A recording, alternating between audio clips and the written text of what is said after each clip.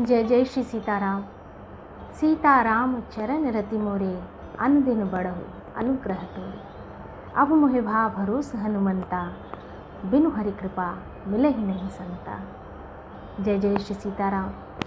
जय शंकर जी की, जय पार्वती मैया की, जय विष्णु भगवान की, जय महालक्ष्मी की, जय सरस्वती मैया की, जय हनुमान जी महाराज की, जय मेरे गुरुदेव की, जय श्री रामचरितमानस की, जय गोस्वामी तुलसीदास की। जय जय श्री सीताराम। श्री रामचरितमानस के सुंदर चौपाइयों की श्रृंखला मेरी गति एवं मति के अनुसार धीरे धीरे आगे की ओर प्रवाहित हो रही है। हम सभी इसका श्रवण लाभ लेने में सक्षम हो पा रहे हैं। भगवान की परम अनुकंपा के कारण ही यह सब कुछ संभव हो पा रहा है। पिछले वीडियो में मैंने बताया था कि भगवान प्रवर्षण पर्वत पर जाकर रहने लगे। भगवान जहाँ पर रहने लगते हैं वहाँ के आसपास का वातावरण बहुत ही सुखद, सुंदर और दुर्लभ हो जाता है। ऐसी ऐसी शोभाएं देखने को मिलती हैं जो दुर्लभ हैं। नए नए कोमल पत्ते आ जाते हैं पेड़ों की पत्तियों में। वृक्ष अपनी पूरी शोभा के साथ बढ़ता है। जल एकत्र होकर तालाबों में भर रहा है। जैसे सद्गुण एक एक कर सज्जन के पास चले आते हैं। नदी का जल समुद्र में जाकर वैसे ही स्थिर हो जाता है जैसे जीव श्रीहरि को पाकर अचल आवागमन से मुक्त हो जाता है। बहुत ही सुंदर उपमा दी गई है। हरित भूमि तृण संकुल, समझ पर ही नहीं पंथ। जिमि पाखंड बाधते, गुप्त हो ही सदग्रंथ। पृथ्वी घास से परिपूर्ण होकर हरी भरी दिखाई देने लगती है। चारों तरफ हरियाली छा जाती है जिससे रास्ते समझ नहीं पड़ते। जैसे पाखंड मत के प्रचार से सदग्रंथ गुप्त लुप्त हो जाते हैं। अच्छे ग्रंथ व्यक्ति को दिखाई नहीं देते यदि बहुत सारे पाखंड मत के प्रचार हो जाते हैं। ठीक उसी प्रकार चारों दिशाओं में मेढकों की ध्वनि ऐसी सुहावनी लगती है मानो विद्यार्थियों के समुदाय वेद पढ़ रहे हों। दादुर ध्वनि चहु दिशा सुहाई, वेद पढ़हि जनु बटु समुदाई। नव पल्लव भय बिटप अनेका, साधक मन जस मिले विवेका। अनेकों वृक्षों में नए पत्ते आ गए हैं जिससे वे ऐसे हरे भरे एवं सुशोभित हो गए हैं जैसे साधक का मन विवेक ज्ञान प्राप्त करने पर हो जाता है। विवेकी पुरुष बहुत सरल हो जाता है। जिसका विवेक जागृत हो जाता है वह सरल हो जाता है। साधक का मन विवेक ज्ञान प्राप्त करने पर होता है। अनेकों वृक्षों में नए पत्ते आ गए हैं जिससे वे हरे भरे सुशोभित हो रहे हैं। मदार और जवासा बिना पत्ते के हो गए। उनके पत्ते झड़ गए जैसे श्रेष्ठ राज्य में दुष्टों का उद्यम जाता रहा। उनकी एक भी नहीं चलती। धूल कहीं खोजने पर भी नहीं मिलती। जैसे क्रोध धर्म को दूर कर देता है, अर्थात क्रोध का आवेश होने पर धर्म का ज्ञान नहीं रह जाता, उसी प्रकार धूल दिखाई नहीं दे रही। खोजत कतहु मिलहि नहीं धूरी, करई क्रोध जिमि धर्म ही दूरी। और उपमा इतनी सुंदर दी गई है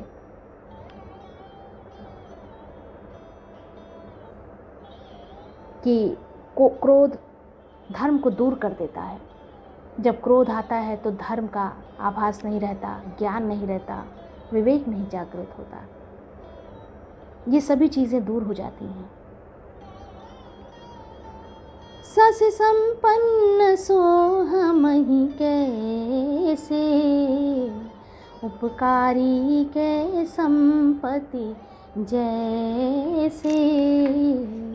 निशितम घन खद्योत बिराजा, जनुद भिन्न कर मिला समाजा। अन्न से युक्त लहलाती हुई खेती से हरी भरी पृथ्वी कैसी शोभित हो रही है, जैसे उपकारी पुरुष की संपत्ति। उपकारी पुरुष दूसरों पर उपकार करता है और उसकी संपत्ति इस प्रकार से परिलक्षित होती है जैसे लहलहाती हुई खेती हो, हरी भरी खेती।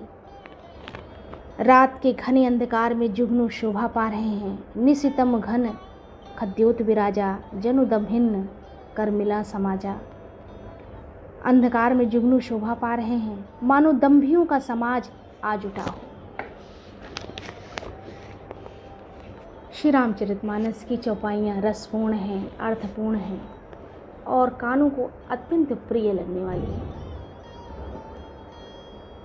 महावृष्टि चली फूटी कियारी, जिमि स्वतंत्र भय बिगरही नारी। कृषि निरावही चतुर किसाना, जिमि बुध तजहि मोह मद माना। भारी वर्षा से खेतों की क्यारियां फूट चली हैं, जैसे स्वतंत्र होने से स्त्रियां बिगड़ जाती हैं।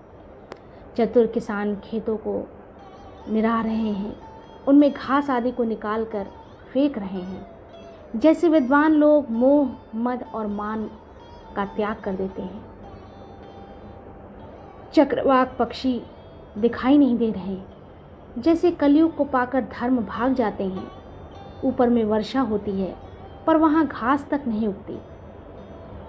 जैसे हरिभक्त के हृदय में काम नहीं उत्पन्न होता। विविध जंतु संकुल मही भ्राजा, प्रजा बाढ़ जिमि पाई सुराजा। जहाँ तहाँ रहे पथिक थकी नाना, जिमि इंद्रिय गण उपजे ज्ञाना। पृथ्वी अनेक तरह के जीवों से भरी हुई उसी तरह शोभायमान है, जैसे सुराज्य पाकर प्रजा की वृद्धि होती है। जहाँ तहाँ अनेक पथिक थक कर ठहरे हुए हैं, जैसे ज्ञान उत्पन्न होने पर इंद्रियां शिथिल होकर विषयों की ओर जाना छोड़ देती हैं। व्यक्ति जब ज्ञान उत्पन्न होता है, विवेक उत्पन्न होता है, वास्तविक रूप का जब आभास होता है, जीव के वास्तविक रूप का, तो विषय आसक्ति नहीं रहती है, वो विषयों की ओर जाना छोड़ देता है। बिल्कुल सच है। इसी प्रकार वहाँ का वातावरण लग रहा है। कभी कभी वायु बड़ी जोर से चलने लगती है, जिससे बादल जहाँ तहाँ गायब हो जाते हैं। जैसे कुपुत्र के उत्पन्न होने से कुल के उत्तम धर्म, श्रेष्ठ आचरण नष्ट हो जाते हैं। बहुत सारी उपमाओं के माध्यम से श्री तुलसीदास जी ने समझाने का प्रयास किया। उस समय की जो छटा थी, जो सौंदर्य था, उसे निखारने का प्रयास किया और उसे जीवंत करने का प्रयास किया।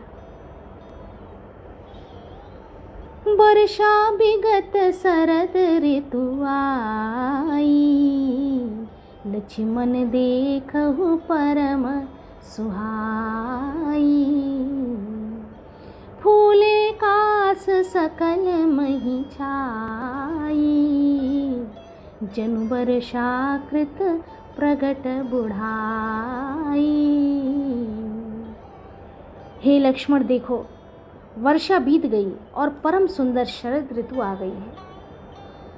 शरद ऋतु का अपना एक सौंदर्य है।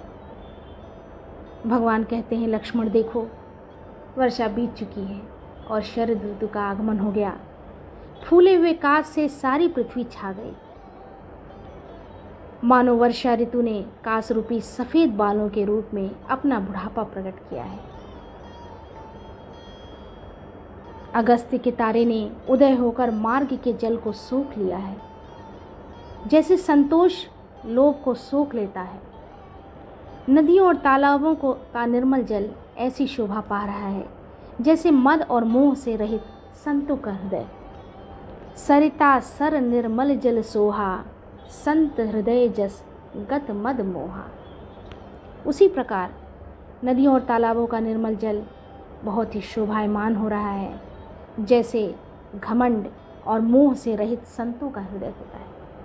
उसी प्रकार संत पुरुष वही है जिसमें घमंड नहीं है, मोह नहीं है, लालच नहीं है। नदी और तालाबों का जल धीरे धीरे सूख रहा है जैसे ज्ञानी विवेकी पुरुष ममता का त्याग करते हैं। शरद ऋतु जानकर खंजन पक्षी आ गए, जैसे समय पाकर सुंदर सुकृत आ जाते हैं, पुण्य प्रकट हो जाते हैं। समय समय पर हमें हमारे पुण्य प्रकट होते रहते हैं। हम जो भी कर्तव्य, जो भी कर्म करते हैं, उन कर्मों में से जो अच्छे कर्म होते हैं, उन कर्मों के समावेश के और एकत्रित होने के कारण समय समय पर हमारे पुण्य प्रकट होते रहते हैं और भगवान इसका फल हमें देते रहते हैं। पंकन रेणु सोहसी धरनी, नीति निपुण नृप के जसी करनी, जल संकोच बिकल भई मीना, अबुध कुटुम्बी जिमी धन हीना। न कीचड़ है न धूल, इससे धरती निर्मल होकर ऐसी शोभा दे रही है जैसे नीति निपुण राजा की करनी। जल के कम हो जाने से मछलियाँ व्याकुल हो रही हैं, जैसे मूर्ख विवेक शून्य कुटुंबी गृहस्थ धन के बिना व्याकुल होता है।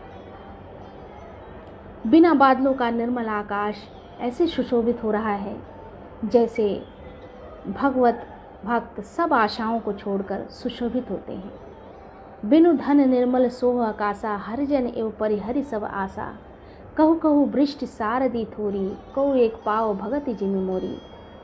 कहीं कहीं विरले ही स्थानों में शरद ऋतु की थोड़ी थोड़ी वर्षा हो रही है, जैसे कोई बिरले ही मेरी भक्ति पाते हैं। बहुत ही सुंदर वर्णन भगवान ने अपने श्रीमुख से किया और तुलसीदास जी ने बहुत सारी उपमाओं को देकर उसे जीवंत करने का प्रयास किया। भगवान लक्ष्मण से कहते हैं कि कैसी हरियाली और अच्छा वातावरण हम सबके सम्मुख है। इस वीडियो में इतना ही। आगे की वीडियो में भी भगवान की पावन चर्चा, भगवान की पावन सन्निधि के अंतर्गत होती रहेगी। हम सभी भगवान के चरणों में अपना अनुराग बढ़ाएं। हम सब पर भगवान की कृपा सदैव बनी रहे। जय जय श्री सीताराम। जय जय श्री सीताराम।